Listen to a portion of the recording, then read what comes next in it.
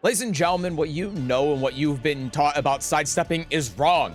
And no, I'm not going to talk to you about sidestep shots. I'm not going to tell you about when to sidestep a character or what direction or the moves or anything like that. Instead, I'm going to tell you about a fundamental misunderstanding that has been told to you by just about every content creator under the sun on how sidestepping works and why it's wrong and how it fundamentally harms how you play the game in every facet of your gameplay. And before I get into the explanation of this, I'm going to first show you this scenario. As the Jin player, so what I'm going to ask you is, as the Jin player in this scenario, what should you be doing? This is where the fundamental idea of movement for a lot of players from beginner to even intermediate and high level wanes, because what you have been told about sidestepping has continuously been about what the opponent is doing, sidestepping moves, sidestepping in certain directions, but what's not taught is the positional aspect of sidestepping, and in my mind in Tekken 8 is the single most important aspect of movement in this game, trumping anything regarding sidestepping opponents' moves. And this scenario highlights that best, because in this scenario, what you should be doing, of course, is moving into the foreground or the background. And the reason why is because you want to avoid the wall that is behind you. Because so many moves in this game, not only wall splat, but are also plus on block, lead into follow-up mix-ups, and wall splat and give full combo. So avoiding the wall is paramount. So this is where the fundamental concept of sidestepping and movement fails for a lot of people, because you haven't been taught this, you haven't been told this. And when I do coaching and when I see games from players that are below Tekken God, this is the most common mistake I see everywhere, is that when you're out here, players will just backdash towards the wall, or they'll go backwards and forwards, and they won't even consider movement. Because little bits of movement can make a big difference in a scenario like this. If you're just going back and forth like this, then if the opponent eventually pushes your back to the wall here, then you're screwed, because your back's gonna be squared with the wall. If they get one of those mid-wall spotting moves, then they're gonna get full combo, whether it's a wall break, a balcony break, or just a normal wall, when you could have prevented it. So what you can do when you're out here, instead of moving forwards and backwards, is just take a little bit of a sidestep, because getting a little bit off axis here goes a long way. And then if I sidestep a little bit more, boom, we're out of the wall scenario, right? So if I restart here and have my back to the wall, if I just take two little sidesteps like this, look how big of a difference this makes. And so this leads into another point I see a lot of content creators making, is sidestepping specific directions, sidestepping for certain moves, sidestepping with various frames and whatever. And so what I want to show here is how all of that stuff isn't as relevant as it's made out to be. So I have Yoshi set up here to do three things. I have Yoshi set up to do jab and then forward 1+2. Let's actually put Yoshi in heat to demonstrate this being a mid plus on block heat dash. That of course gives Yoshimitsu full combo at the wall or with a wall break, because it wall splats. So I'm going to turn on the opponent's heat here to demonstrate this, right? So we have that move. We also have Yoshimitsu doing jab into homing wall splatting move, avoiding the puddle. And then we're also going to have Yoshi do jab into a down forward 1 here, right? So Yoshi is doing three things simultaneously. Yoshi is doing a plus on block mid that will, of course, lead to another mix-up. He could go into, like, from crouch, do sword sweep. He could do avoiding the puddle, whatever. He could do some sort of wall splitting mid.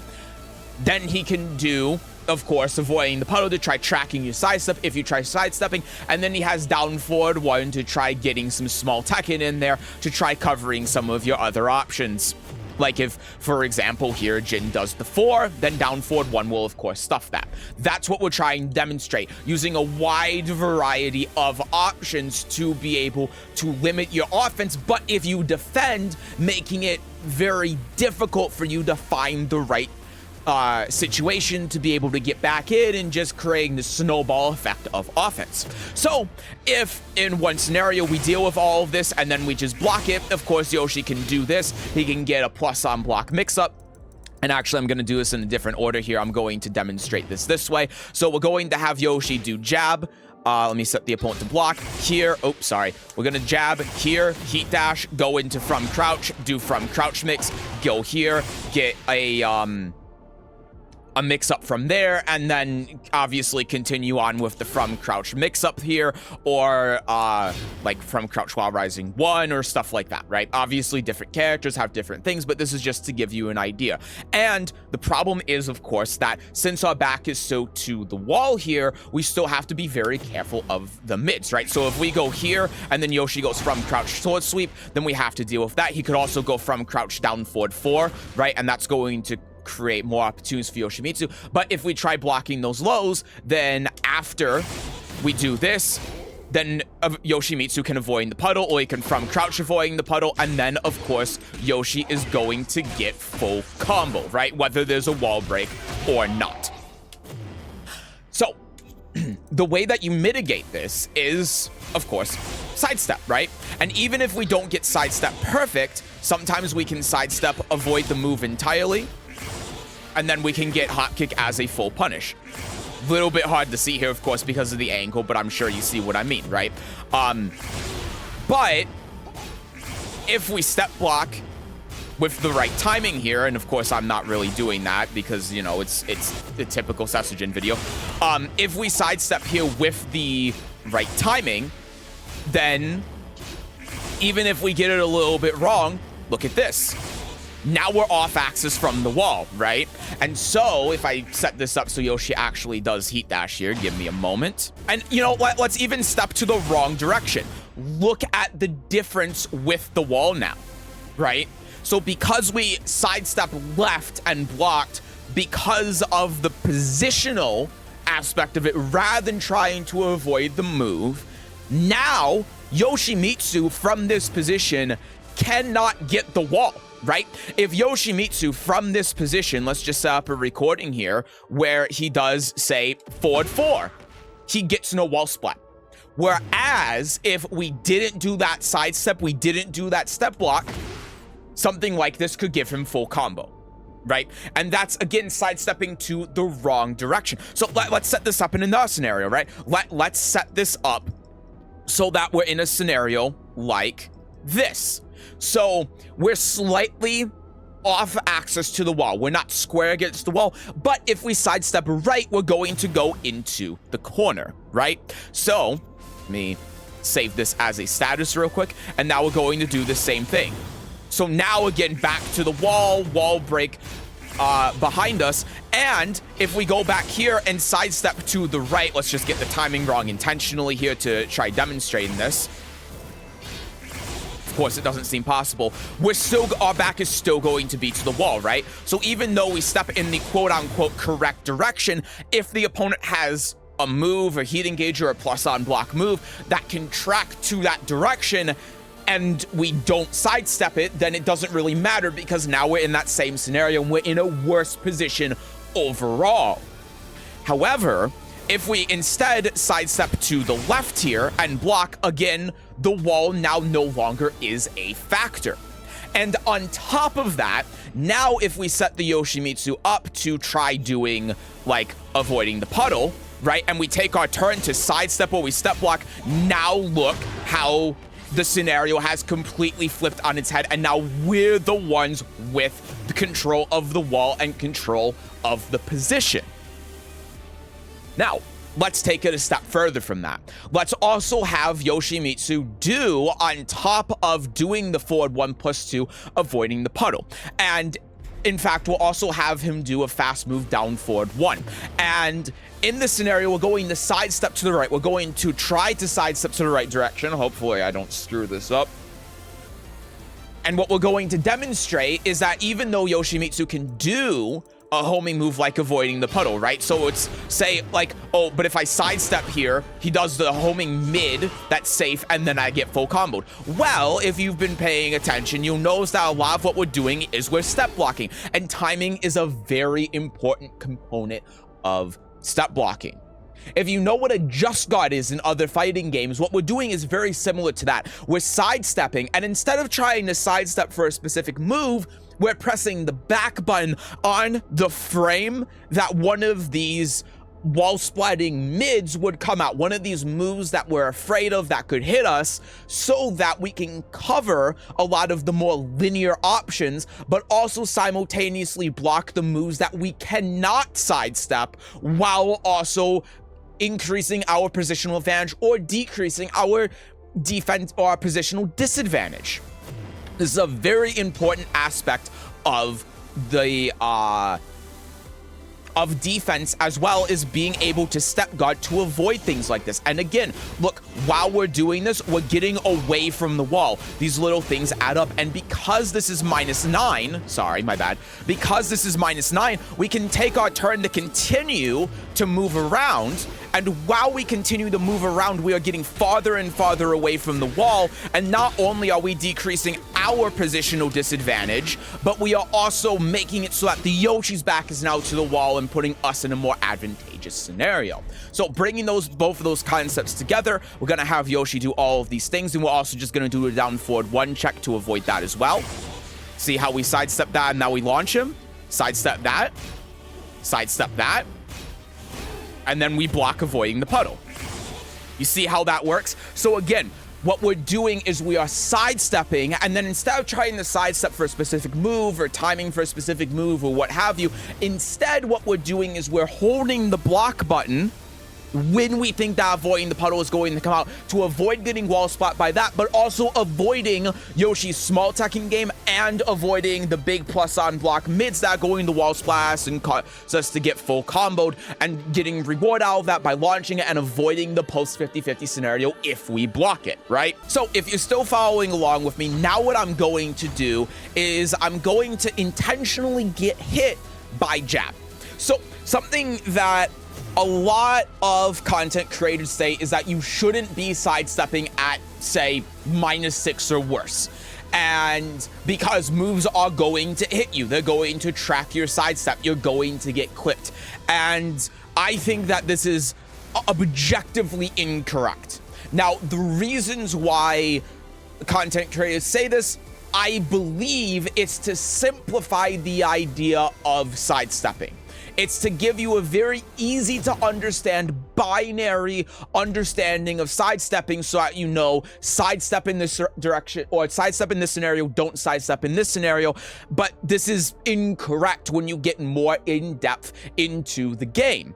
And I believe that this causes a really big misunderstanding on how sidestepping actually works. And I think it makes a lot of players more wary of sidestepping in scenarios like this than they otherwise should. I've turned off, well, actually I should keep heat on here because I turned it off because it was a little bit annoying. But what I'm going to do now is I'm going to get hit by jab, and then I'm going to sidestep block. The down forward 1 here is going to hit me when I sidestep. But what I'm going to demonstrate to you is that even though you get hit here by these smaller moves, sometimes getting hit by those moves is worth it for the positional change. So you see how I get hit by down forward 1 here, right? But again, look at the position here, right?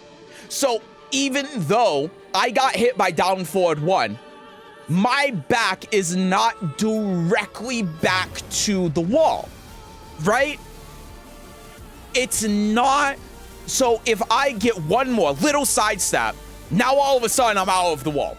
And so I chose to take that damage from the down forward 1 to get away from the wall and reduce the risk of getting wall splat and reduce my opponent's ability to use lows more frequently, safer, and reduce the possibility of getting wall splat and getting full comboed by a safe or even plus on block mid. Damn it. So you see here as well with avoiding the puddle, right? As long as I hold back at the right timing, it's a similar scenario. Now let's continue. I'm actually going to do this one by one here because I think it's better for demonstration purposes. So now let's do the forward 1+2. And again, you see, even though I sidestep when I'm -8, I still blocked it. He heat dashed. And again, look at my position towards the wall. So let's go back to this scenario where I'm slightly off axis from the wall. If I sidestep right, it's going to put me more square at the wall. It's going to bring me more towards the corner, right? So I'm going to intentionally sidestep the wrong direction, the way that I'm not supposed to step this move. And the reason why is because I'm going to be -8, right? So I can't sidestep these moves anyway. But with a well-timed step guard, now the wall is not a factor. So I'm taking the risk of getting hit by a jab or a down forward 1 or one of these faster moves. And in fact, let me demonstrate this here. I'm taking the risk of getting hit by something like this so that the wall is no longer a factor. And again, even seeing that I got hit by this down forward 1, look at the positional difference between this and this. It's huge. It's unbelievable. And again, if I choose to believe this rule of I shouldn't sidestep when I'm -6 or worse, then look what happens. Completely different scenario, right? And much, much worse for me. And again, even if we're just doing some sort of fast homing move here, let me actually get hit by this. Try again. Oh my god. Sorry, my timing's off. But again, look, I take that sidestep with -8. He does avoiding the puddle. I step block it with the right timing, and boom. The wall is now no longer a factor.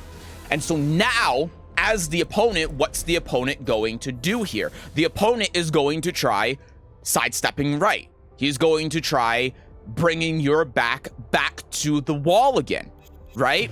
But now, you can do the same thing, sidestep left. Even though it's not the correct direction to sidestep the opponent, now you're playing a battle of trying to work for this wall. You're trying to work for the positional advantage. Something I should further clarify too, and I don't know where I'm going to work this into the video because I'm recording this at the end, is that sometimes the positional change, disadvantage and advantage is so strong that sometimes when you have a turn, when the opponent is -7, -8, -9, you don't necessarily want to just use your turn to press a button, to do a mix-up. Instead, you might want to use it for movement. So again, let's take the same scenario with avoiding the puddle, right? So we end up step blocking this, right? We're -9. Now, what we could do is we could do like forward, forward 2, right? And if it hits, great, we're out of the wall. But if it doesn't, if the opponent ends up blocking the forward, forward 2 here, that we try using our turn on, now all of a sudden, look at the position, right? And again, this is something I see constantly from so many players that I try coaching or I see in replays or whatever, is that they will see -9, go, ooh, I can hit a button, take their turn, it gets blocked, and now all of a sudden, this happens, right? So instead, what we do here is when we're -9, we're in a situation like this, we sidestep, right? Because look how fast we get out of the wall just by using this opportunity to backdash, to sidestep, to use our movement. Sorry, I got hit there, but just trying to move around, get out of this scenario, and look at where we're at, right? Can't do a lot to save my life. Sorry, I don't play Mishimas, but you get the point. Little bits of movement and using your turn to move around can pay dividends. And on top of that as well, again, let's just -9. Okay, let's move around. Okay, let's move around a little bit more. Let's stop playing the small Tekken game. And now with the Oki, let's move around a little bit more. Boom, we get a whiff punish. Now all of a sudden, look, getting situation turns on its head, right? Maybe not the best example. It's hard to set up an example with a bot instead of a real game, but I hope this serves as a decent demonstration on sort of what I'm talking about here, is that just sometimes, you know, again, it's important to use the time that you have to reposition. And this, again, is contradictory to the common misconception about movement, because when we're moving here, it has nothing to do with what the opponent's doing. The opponent isn't going to hit a move, so it feels counterintuitive if the way that you've been taught is sidestepping to a certain direction, sidestepping opponent's moves, because it all relies on the opponent. So when the opponent is -9 and it's your turn to go, you're not thinking about movement because you've been told the contrary. You've basically been told, do not move around. If you are +7, +8, +9, take your turn, do a mix-up. But a lot of the time, the better thing to do is to use that to move. And if you watch a lot of like pro level gameplay, if you watch like top 8s at Evo or Combo Breaker, and you're watching top level players, they do this all the time, and they do it so seamlessly and so naturally it might go unnoticed. But as you can see from whatever demonstration I'm playing right now, it happens constantly, and this is why the concept is so important to know about. And so this is where I think the biggest misconception of sidestepping comes from. It comes from content creators, and I do not rag on content creators, on people trying to teach you the game for teaching you this, because I believe that they are trying to show you sidestepping in the most basic way possible to make it easy to understand. But this comes at the detriment of your understanding of these scenarios and how to use sidestepping optimally. And I believe this is the biggest misconception of sidestepping in Tekken. And again, a lot of it comes from content creators trying to simplify how sidestepping works, telling you that you have to sidestep specific moves at specific times in specific directions, focusing not on what's talked about in this video, but instead on the opponent, what they're doing. And the worst part about this is much easier to apply, and it's more important in my opinion. Not only do you not have to know what the other character does, what they can do, what direction you have to sidestep them, etc. You just sidestep in whatever direction makes the most sense. Again, we're in this scenario. It doesn't matter if I'm playing against Yoshi or Brian or Paul or characters that I should be sidestepping right, because guess what? If I sidestep right block and I end up blocking one of their moves, or they delay, or they do a homing attack or whatever, this is so much worse for me versus if I just sidestep left block. Now I'm working my way out of the wall, out of the corner, and even if I have to block a couple moves, or even if I get hit by a couple of moves, overall this is going to be better for me. So not only do you not have to have as much of an understanding of what the opponent does and what direction you're supposed to sidestep the opponent, but this is just a lot more intuitive. It's very simple to understand. Wall is here, move away from the wall. You don't have to think about what the opponent's doing. You don't have to think about what moves they're using. You don't have to have this full understanding of the entire roster or anything about the opponent. You just do you. You just do what's best for your character in that position. And I've also used Jin to demonstrate this, because Jin has a pretty average sidestep. Obviously, if you play one of the female characters generally have better movement, better sidestepping than male characters do. That's just something that's built into the game. But even if you're playing a bigger character like Jack, these concepts still apply. And this is a big problem, I think, if you play a big body character that doesn't have as good sidestepping as Jack, because this concept is lost on a lot of people. But it's the same concept as when you're sidestepping a move at -8, because all the difference is that your sidestepping is effectively worse. Your sidestepping is like Jack. But the important part isn't the sidestep, it's when you press the back button, it's when you block. So again, if we are in this kind of scenario and the Yoshimitsu here does forward 1+2, I might not be able to sidestep it, but you see how the position changes even though I'm playing a bigger character without as strong of a sidestep. And so finally, what I want to end this video off on as well is a graph. I'm going to use the most scientific method of showing you this as I possibly can, Microsoft Paint. All right, so here in good old MS Paint, we have a graph.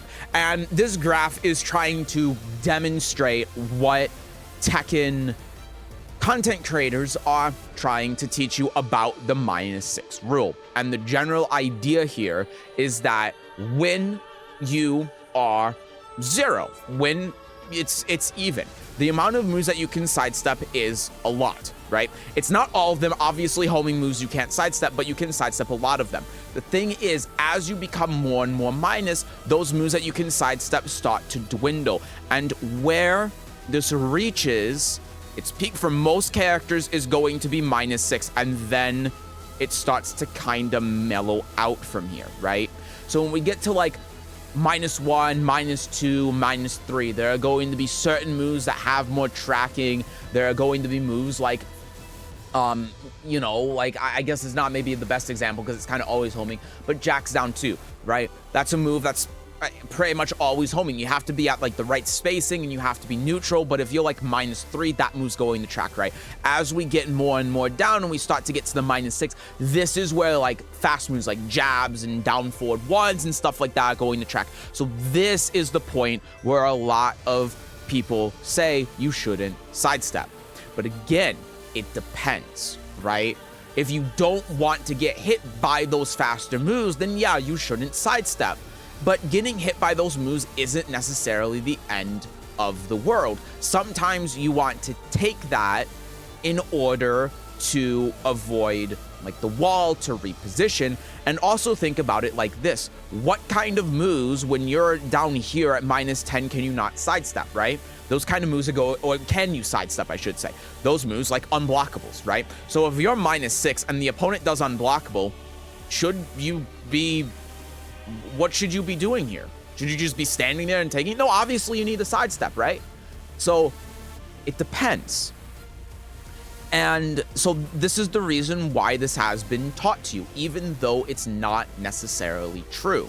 And when we look at a different graph that's very similar, but it's the amount of moves that you can step guard, it's always going to be the same, because as long as you are blocking, like if you are -9 and the opponent does a 10-frame move, if you sidestep frame 1 and block frame 2, guess what? You're gonna block on frame 10. You're going to block the jab, right? So because of that, step guarding is so important, timing your guard is so important, and this whole -6 rule is just wrong. And that's going to do it for this video, everyone. I hope this helped you out. I hope you learned something from this, and I hope you all take care. Bye-bye.